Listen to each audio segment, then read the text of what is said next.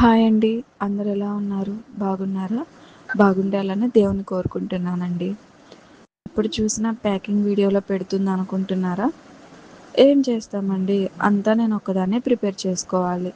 అందువల్ల ప్రిపరేషన్ వీడియోలు food item చేసేటప్పుడు ప్రిపరేషన్ వీడియోలు తీయటం కుదరట్లేదు. ఏదో ప్యాకింగ్ అప్పుడు కూడా మా పిల్లల సపోర్ట్ తీసుకొని చేస్తున్నాను. ఈరోజు హైదరాబాద్ ఆర్డర్ వచ్చిందండి.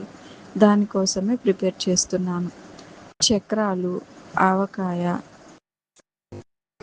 గుంటూరు కూర కారం, హోమ్ మేడ్ ఘీ అండి, రొయ్యల కారం. హోమ్ మేడ్ ఘీ మన మెనూలో లేదు.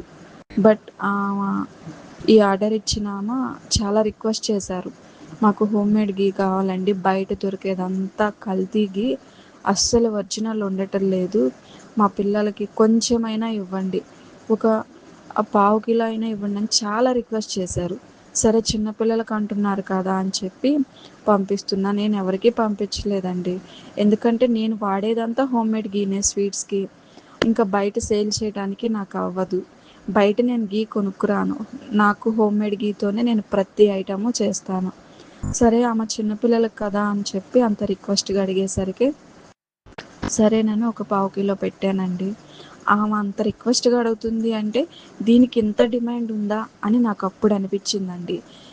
ముందు ముందు మీ అందరి సపోర్ట్ ఉంటే హోమ్ మేడ్ ఘీ కూడా సేల్ పెడతానండి, అందరికీ ట్రై చేస్తానండి.